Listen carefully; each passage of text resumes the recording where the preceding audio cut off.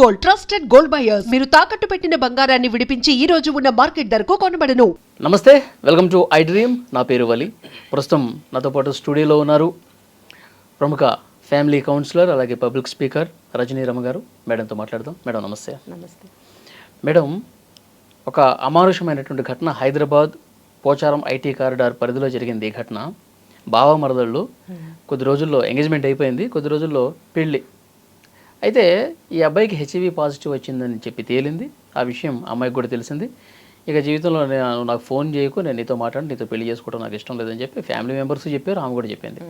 అయితే వీడు పగ పెట్టుకొని కక్ష కట్టుకొని నన్ను ఎందుకు పెళ్లి చేసుకోమని చెప్పి ఇంటికి వచ్చి గొడవ చేసి ఆ హెచ్ఐవి రక్తం ఉన్నటువంటి ఆ సిరింజ్ తీసుకొచ్చి ఆమెకి గుచ్చేసి పారిపోయాడు. ప్రస్తుతం ఆమె ఆసుపత్రిలో ఉంది. ఏంటి ఇలాంటి ఒక సైకో బిహేవియర్ ఎట్లా చూస్తారు?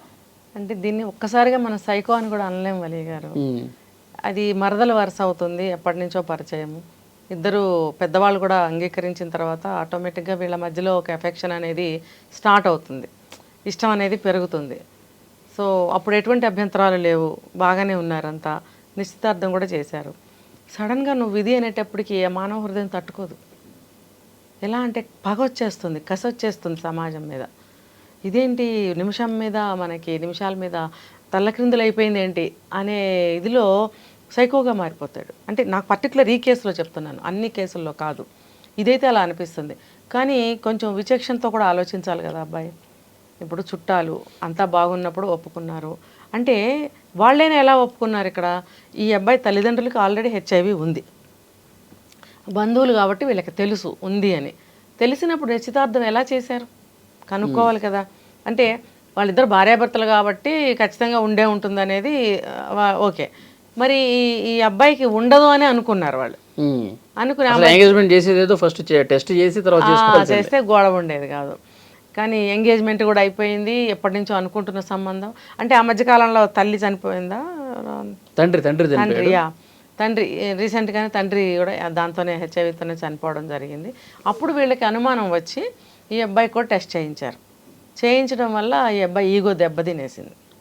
మేము ఇష్టపడ్డాం కదా, ఎప్పటి నుంచో అనుకున్న సంబంధం కదా, ఇలా జరిగింది ఏంటి అనేది తట్టుకోలేని ఒక ఇదితోటి. ఇంకోటి ఏంటంటే పరువు పోయింది కదా, ఇప్పుడు అందరికీ తెలిసిపోయింది. నిశ్చితార్థం క్యాన్సిల్ అయింది. ఇప్పుడు మీరు చెప్పారు ఆ అమ్మాయి కూడా నాకు ఫోన్ చేయకు, నాతో మాట్లాడుకోదంటే అదొక అవమానం అయిపోయింది. ఇక్కడేమో పక్కన పరువు పోయింది, ఒక పక్కన అవమానం, ప్రేమించిన అమ్మాయితోటి అవమానం. ఇప్పుడు నా జీవితం ఏంటి? నన్ను నిన్నటి వరకు అంత ఇష్టపడింది, ఇప్పుడు ఒక్కసారిగా రిజెక్ట్ చేస్తుంది. అదే కానీ పెళ్ళి అయిన తర్వాత నాకు ఏదన్నా వచ్చుంటే ఇలాగే చేసేదా? ఇలా రకరకాల భావోద్వేగాలకి గురయ్యి ఉంటాడు అబ్బాయి. ఏమైనా సరే ఆ పని చేయకుండా ఉండాల్సింది.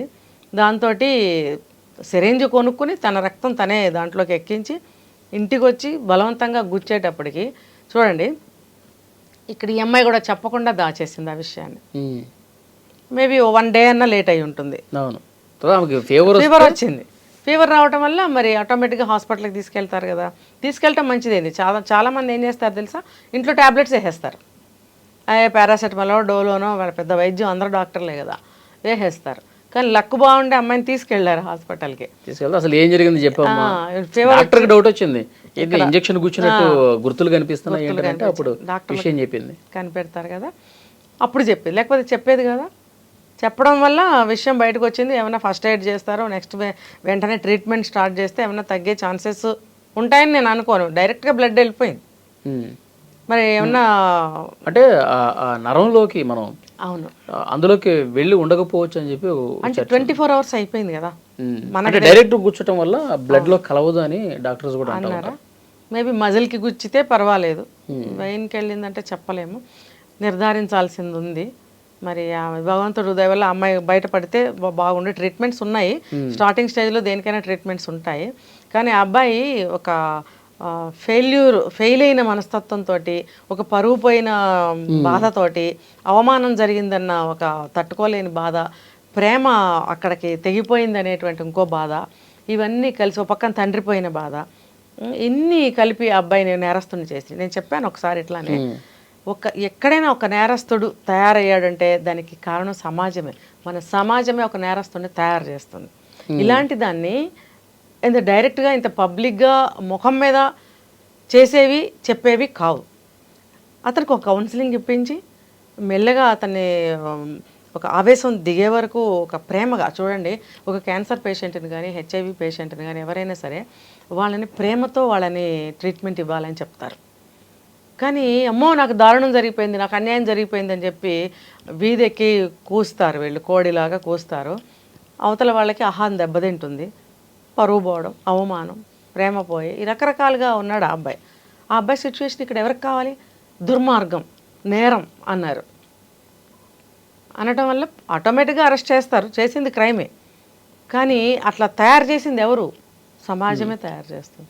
నీకు ముందుగానే తల్లికి తండ్రికి అలా ఉన్నప్పుడు ఈ అబ్బాయి కూడా జాగ్రత్తలు తీసుకోవాలి, తల్లిదండ్రులు కూడా చెప్పాలి, లేదా డాక్టర్స్ మరి ట్రీట్మెంట్కి వెళ్ళారో లేదో మనకు తెలియదు, వెళ్తే డాక్టర్స్ కూడా చెప్పాలి, కలిసి ఉండకూడదు, కాస్త జాగ్రత్త, ఎలాంటి జాగ్రత్తలు తీసుకోవాలి. ఇప్పుడు అమ్మాయి మీద వీడికి నిజంగానే ప్రేమ ఉంటుంది.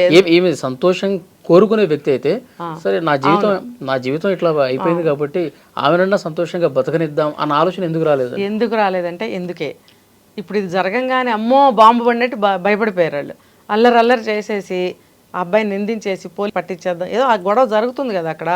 అబ్బాయి చెప్పాను కదా, అహం దెబ్బతింది, అక్కడ పరువు పోయింది. దాంతో వెళ్ళి ఇంజెక్షన్ చేసుంటాడు.